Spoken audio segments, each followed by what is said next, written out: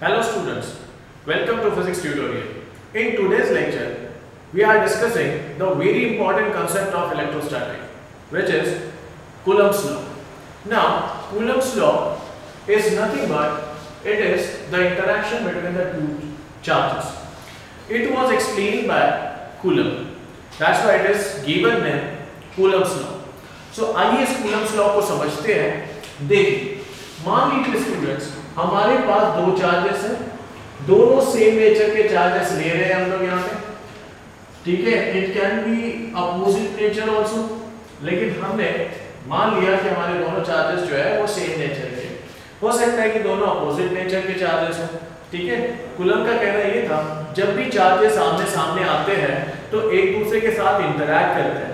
Interact करना मतलब एक दूसरे पे फोर्स लगाते हैं, और इसी फोर्स को कूलम ने एक्सप्लेन किया हुआ है, जिसको कहा जाता है इलेक्ट्रोस्टैटिक फोर्स. आइए समझते हैं इसको. तो इसमें स्टूडेंट दो चार्जेस हैं जो सेम नेचर के, नेचर का मतलब दोनों पॉजिटिव अपने यहाँ लिए हुए हैं.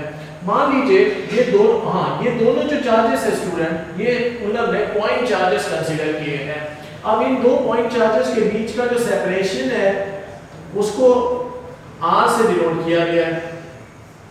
So r is the distance of separation between the two point charges. Okay. अब कूलम का कहना ये था कि ये जो चार्जेस एक दूसरे पे जो फोर्स लगाते हैं, ये फोर्स जो होता है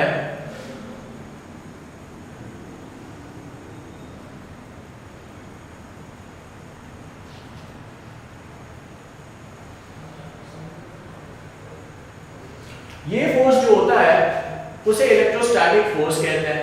कूलम ने इसको एक्सप्लेन किया कि the interaction between the two charges, जिसे फोर्स कहा गया है, ये डिपेंड करता है दोनों चार्जेस के मैग्नीट्यूड पे डिपेंड करता है.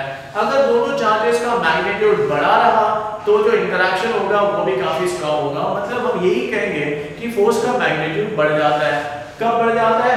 जब दोनों चार्जेस का मैग्नीट्यूड बढ़ेगा तो फोर्स का मैग्नीट्यूड भी बढ़ जाएगा. तो हम ये कह सकते हैं कि force of interaction between the two charges is proportional to magnitude of charges, जिसको हम लोग ऐसे लिख सकते हैं स्टूडेंट.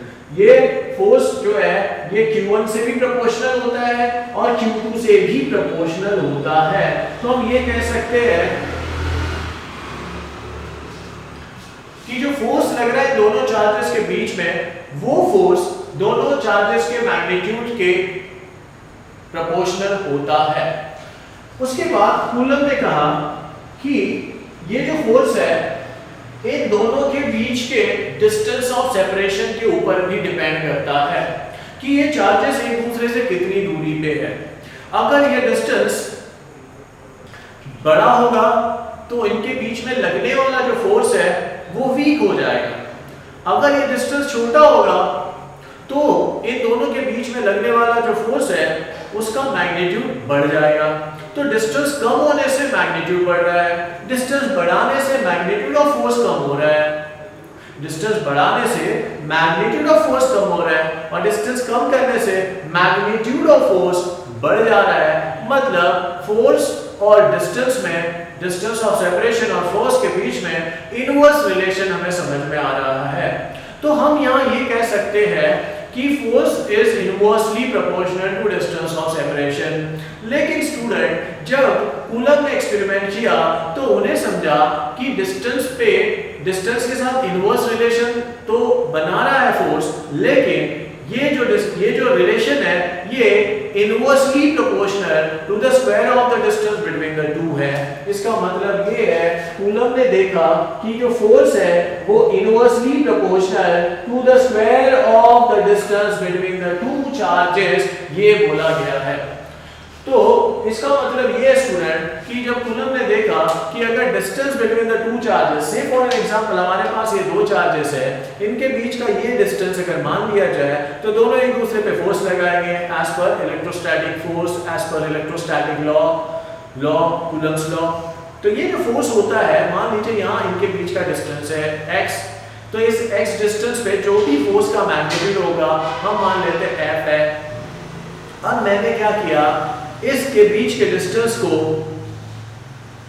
हाफ कर दिया. अब हमने यहाँ जो डिस्टेंस ऑफ सेपरेशन है वो हाफ कर दिया, मतलब x/2 है. अब फिर कूलम ने देखा कि अब भी दोनों चार्जेस एक दूसरे पे फोर्स लगा रहे हैं, लेकिन इस बार जो फोर्स लग रहा है उसका मैग्नीट्यूड पहले वाले फोर्स के मैग्नीट्यूड के 4 टाइम्स हो जाता है। तो इस बेसिस पे उन्होंने कहा कि फोर्स और डिस्टेंस ऑफ सेपरेशन में जो रिलेशन बन रहा है वो है inversely proportional to the square of the distance between the two charges. उसके बाद कूलम ने एक और पॉइंट डिस्कस किया। उन्होंने देखा कि ये जो इंटरेक्शन है दो चार्जेस के बीच का जो इंटरेक्शन है, ये चार्ज इस पे फोर्स लगाएगा और ये चार्ज इस पे फोर्स लगाएगा। दोनों सेम चार्जेस है तो एक दूसरे को रिपेल करेंगे स्टूडेंट्स। दोनों सेम चार्जेस है तो एक दूसरे को रिपेल करेंगे स्टूडेंट्स। अब यहाँ एक और बात समझ लीजिए कि ये जो चार्ज है Q1 इस पे Q2 फोर्स लगा रहा है, अपने से दूर ढकेलेगा उसे, तो ये वाला चार्ज इसको इधर ढकेलेगा, ये चार्ज इसको अपने से आगे ढकेलेगा, पुश करेगा। तो इस पे लगने वाली जो फोर्स है, इस पे लगने वाली फोर्स मतलब F1 लगा कौन रहा है तो 2 लगा रहा है, इसलिए इसको कहेंगे F12। इस पे लगने वाली फोर्स F2 लगा कौन रहा है तो फर्स्ट चार्ज लगा रहा है, तो इसलिए इसको कहेंगे F21।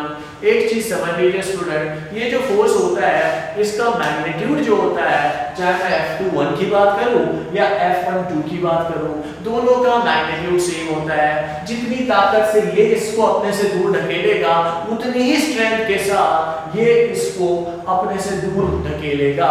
मतलब दोनों एक दूसरे के ऊपर सेम स्ट्रेंथ का फोर्स लगाते हैं। ओके, हम इसे ऐसा भी कह सकते हैं, अगर ये इस पे एक्शन लगा रहा है तो ये उसको रिएक्शन दे रहा है, तो एक्शन रिएक्शन फोर्सेस भी कह सकते हैं दोनों को हम। दोनों का मैग्नीट्यूड सेम होता है, इतना समझ लीजिए। अब अगर हम लोग इससे आगे बढ़ते हैं तो कूलम ने देखा कि ये फोर्स ठीक है मैग्नीट्यूड ऑफ चार्जेस पे तो डिपेंड करता ही करता है, साथ ही साथ डिस्टेंस ऑफ सेपरेशन के स्क्वायर पे भी डिपेंड करता है। फिर उन्होंने देखा कि ये फोर्स का मैग्नीट्यूड एक और चीज पे डिपेंड करता है और वो कोई और नहीं, इन दोनों चार्जेस के बीच में जो प्रेजेंट है मीडियम, उसके ऊपर भी डिपेंड करता है। मतलब इनके बीच के मीडियम पे भी डिपेंड करता है। तो हम ये कह सकते हैं फोर्स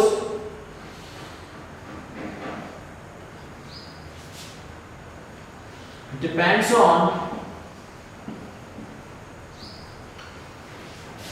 the medium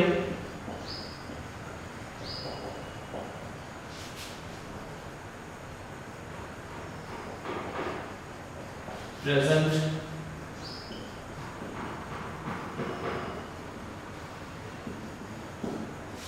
तो स्टूडेंट तीसरे पॉइंट में हमने ये बताया कि force depends on the medium present between charges. इसका मतलब है इस फोर्स का जो मैग्नीट्यूड है वो मीडियम के बीच में जो मीडियम प्रेजेंट है उसके ऊपर भी डिपेंड करता है। क्लियर? और एक पॉइंट जो हम लोग यहाँ ऐड कर रहे हैं, जिसे मैं यहाँ लिख रहा हूँ स्टूडेंट्स, एक और पॉइंट कूलम ने डिस्कस किया। कूलम का कहना ये था कि ये वाला फोर्स और ये वाला फोर्स, जो ये वाला फोर्स इस चार्ज पे लग रहा है, ये वाला फोर्स इस चार्ज पे लग रहा है, तो इसको अगर कंबाइनली अगर बोला जाए electrostatic force acting between the charges, ये जो दोनों चार्जेस के बीच में जो इलेक्ट्रोस्टैटिक फोर्स लग रहा है ये हमेशा उस लाइन के अलाउंग एक्ट करता है जो लाइन इन दोनों चार्जेस के सेंटर से पास होती है। इसका मतलब है the force acting between the charges always act along the line joining the two charges. तो हम ये लिख सकते हैं यहाँ पे force acts along the line joining the center of charges। तो जो लाइन सेंटर ऑफ चार्जेस को से जुड़ी होती है उसी के अलाउंग ये जो है फोर्स एक्ट कर रहा होता है। तो ये कूलम की ऑब्जर्वेशन रही, on the basis of which उन्होंने कूलम्स लॉ बनाया। आइए देखते हैं। तो अब ये इतने पॉइंट्स को अगर डिस्कस किया जाए तो can we write student, so on the basis of which we can say that F is proportional to Q1 Q2 upon R square। ये प्रोपोर्शनलिटी साइन अगर यहाँ से निकाला जाए तो हमें प्रोपोर्शनलिटी कांस्टेंट यहाँ रखना पड़ेगा। यहाँ प्रोपोर्शनलिटी कांस्टेंट ये रखा है हमने, इसको हम लोग ऐसे लिख देते हैं।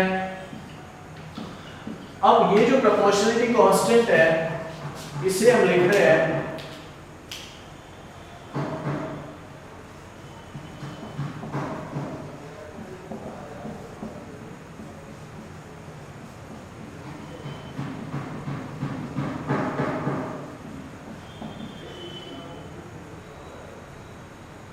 Constant of proportionality. अब ये जो है कि ये होता है 1/4 पाई एप्सिलॉन, इसे एप्सिलॉन कहते हैं स्टूडेंट। के जो होता है वो डिपेंड करता है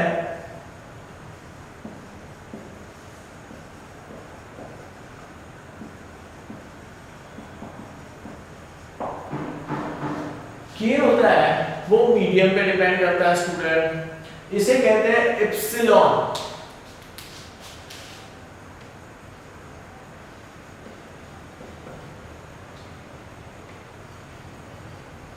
ये जो लेटर दिख रहा है इसे एप्सिलॉन कहते हैं स्टूडेंट, ओके।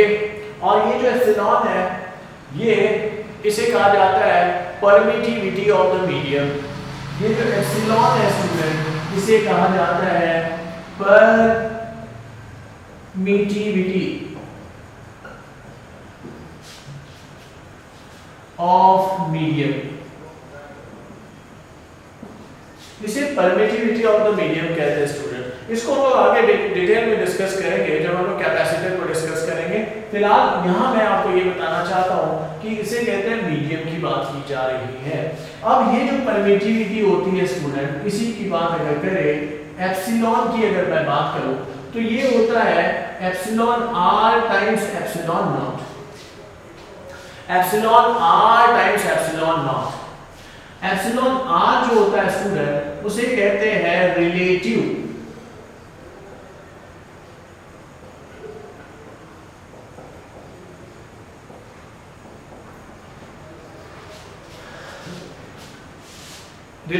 परमिटिविटी।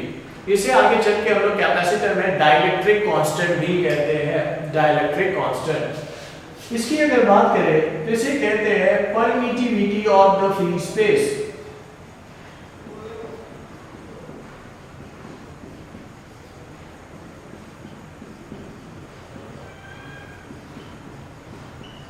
इसे कहते हैं permittivity of the free space.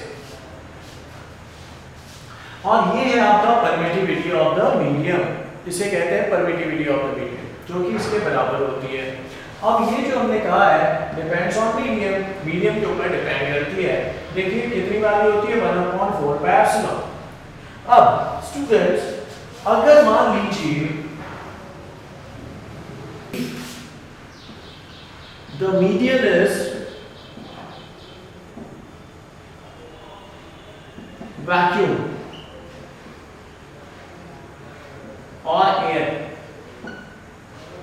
तो उस केस में हम मान लेते हैं कि एप्सिलॉन आर जो होता है रिलेटिव परमिटिविटी हो जाती है 1।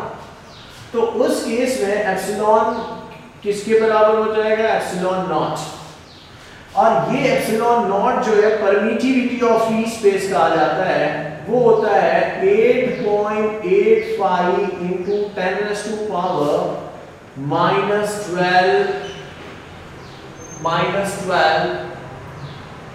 Coulomb square upon newton metre square.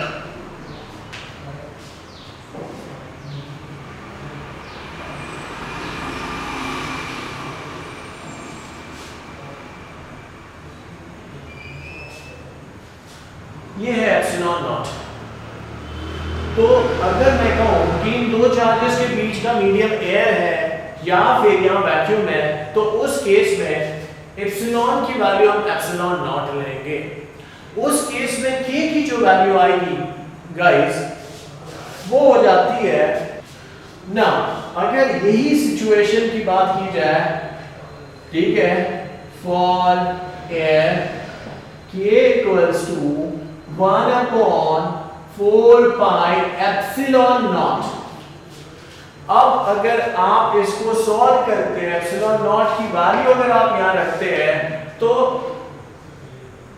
Numerical थोड़ा कॉम्प्लेक्स हो जाता है, कैलकुलेशन थोड़ा सा कॉम्प्लेक्स हो जाता है। अब इस कैलकुलेशन को, ईज ऑफ कैलकुलेशन की अगर मैं बात करूं, कॉम्प्लेक्स को हटाने की बात करूं, तो गाइस जब आप ये सारी वैल्यूज यहां रखते हैं तो इसकी अप्रॉक्सीमेट वैल्यू जो आती है, you can just say that you can take this 9 into 10 to power 9, आप इसको यूज कर सकते हैं और आपके काफी सारे कैलकुलेशन आसान हो जाएंगे जब आप इसकी वैल्यू k की वैल्यू आप ये पुट कर सकते हैं। लेकिन कौन सी केस में guys, for air as a medium,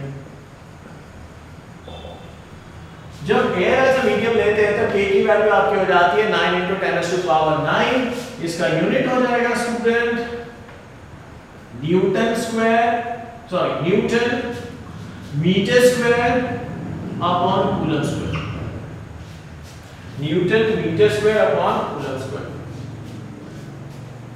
clear, newton metre square upon coulomb square. So ये है k की वैल्यू। तो इस हिसाब से आपका फोर्स हो जाता है, force acting between the charges if the medium is air or vacuum, in that case the force will become 1 upon 4 pi epsilon naught into q1 q2 upon r square. This is the magnitude of force acting between the two charges when they are placed in a medium or when they are placed in a vacuum.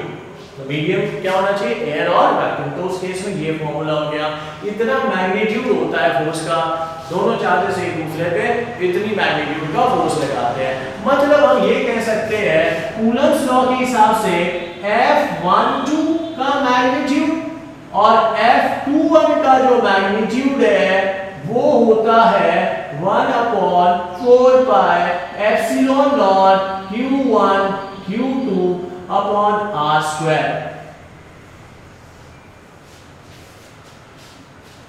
सो ये है guys हमारा coulomb's law. तो coulomb's law जो है वो दो charges के बीच में एक्ट करता है जब दोनों चार्जेस एक दूसरे के आमने सामने होते हैं।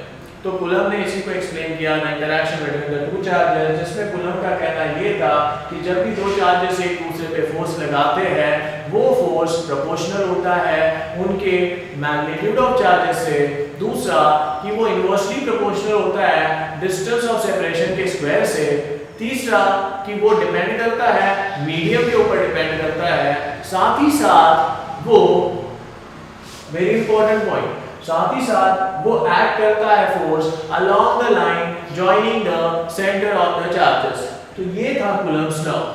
अब स्टूडेंट कूलम्स लॉ की अगर मैं बात करूं तो कूलम्स लॉ जो है वो फोर्स को एक्सप्लेन करता है, किसके बीच के, चार्जेस के बीच के फोर्स को एक्सप्लेन करता है। लेकिन गाइस चार्जेस के बीच का क्या लग रहा है, फोर्स। तो फोर्स क्या है, फोर्स एक वेक्टर क्वांटिटी है। तो वेक्टर क्वांटिटी के केस में हम बात करते हैं वेक्टर फॉर्म ऑफ फोर्स की बात करेंगे। तो ये तो हमने मैग्नीट्यूड निकाल लिया, दिस इज मैग्नीट्यूड, ये मैग्नीट्यूड है दोनों का, दोनों जो फोर्स लग रहे हैं दोनों चार्जेस पे उनका मैग्नीट्यूड तो सेम होता है। लेकिन जहां हम लोग बात करते हैं डायरेक्शन की, बिकॉज फोर्स के साथ डायरेक्शन होती है, तो दोनों फोर्सेस एक दूसरे के अपोजिट डायरेक्शन में लग रहे होते हैं। तो वेक्टर फॉर्म में अगर हम लोग बात करें तो वेक्टर फॉर्म में फिर हमें इसको एक्सप्रेस करना पड़ेगा वेक्टर फॉर्म में। तो अगर आपको याद होगा कि हमने न्यूटन्स लॉ ऑफ ग्रेविटेशन पढ़ा था, तो न्यूटन्स लॉ ऑफ ग्रेविटेशन में हमने न्यूटन्स लॉ पढ़ा था जिसमें न्यूटनियन फोर्स को डिस्कस किया था जो दो मासेस के बीच में रखता था। सेम ईयर कूलम्स लॉ है, अगर आपने इसको उसके साथ कंपेयर किया तो आपको समझ में आएगा कि कूलम्स लॉ और न्यूटन्स लॉ ऑफ ग्रेविटेशन दोनों इनवर्स स्क्वायर लॉ को ओबे करते हैं। वहां पे हमने वेक्टर फॉर्म निकाला था फोर्स का, वैसे ही यहाँ पे भी हम लोग वेक्टर फॉर्म को निकाल सकते हैं। क्लियर? अब एक छोटा सा डाउट हम लोग यहाँ पे थोड़ा क्लियर कर देता हूँ। कई बार स्टूडेंट्स को ये पूछा जाए कि अगर ग्रेविटेशन का लॉ और इलेक्ट्रोस्टैटिक का लॉ, इसमें सिमिलरिटीज एंड डिफरेंसेस क्या-क्या है, तो आप क्या कहेंगे? सुनिए स्टूडेंट्स, सिमिलरिटीज की अगर बात की जाए तो हम कह सकते हैं कि कि दोनों जो लॉज है वो इनवर्स स्क्वायर लॉ को ओबे करते हैं। किसको ओबे करते हैं? इनवर्स स्क्वायर लॉ को ओबे करते हैं। क्लियर? लेकिन जब हम लोग अगर बात करें दोनों के बीच के डिफरेंसेस की, तो वो डिफरेंसेस क्या है आइए जरा समझते हैं।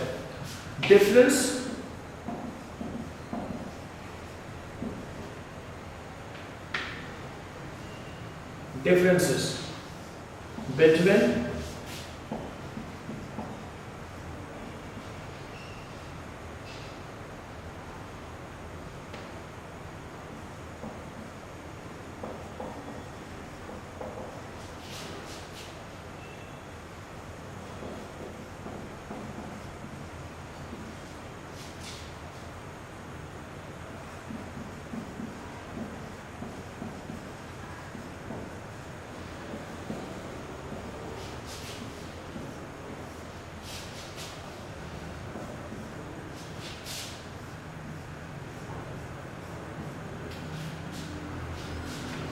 अब स्टूडेंट्स यहाँ हम लोग जो डिफरेंस की बात कर रहे हैं, differences between gravitational force and electrostatic force, तो मैं कहूँगा कि हमने जब ग्रेविटेशन पढ़ा था उस समय न्यूटन्स लॉ ऑफ ग्रेविटेशन में हमने देखा था कि दोनों फोर्सेस जो ग्रेविटेशनल फोर्स होता है वो अट्रैक्टिव नेचर का फोर्स होता है।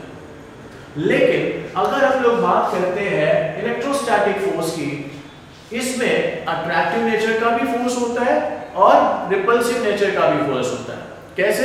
तो जब चार्ज सेम नेचर के होते हैं तो रिपल्सिव फोर्स लगाते हैं, और जब चार्जेस अपोजिट नेचर के होते हैं तो वो अट्रैक्टिव फोर्स लगाते हैं। ठीक है? तो ग्रेविटेशनल फोर्स सिर्फ अट्रैक्टिव नेचर का फोर्स है। लेकिन ऑन द कॉन्ट्ररी अगर हम लोग बात करते हैं इलेक्ट्रोस्टैटिक फोर्स की, तो इलेक्ट्रोस्टैटिक फोर्स जो है वो attractive as well as repulsive माना जाता है। क्लियर?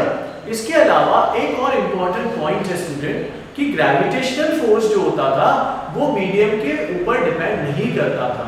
ग्रेविटेशनल जो फोर्स हमने पढ़ा था, दो मासेस के बीच में जो फोर्स लगाती है बॉडीज, वो फोर्स बीच में होने वाले मीडियम से पे कोई असर नहीं डालता। बीच में होने वाला जो मीडियम है वो इंटरप्ट नहीं करता था उसे। ठीक है? तो हम ये कह सकते थे कि gravitational force is independent of the medium present between the two bodies.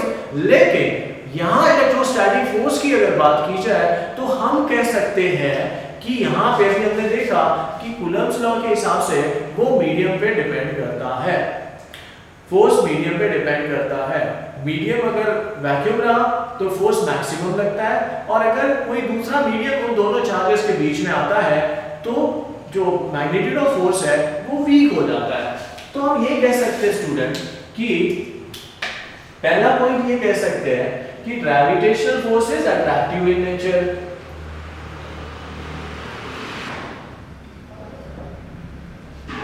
So guys, gravitational force is attractive in nature, but electrostatic force is attractive as well as repulsive in nature.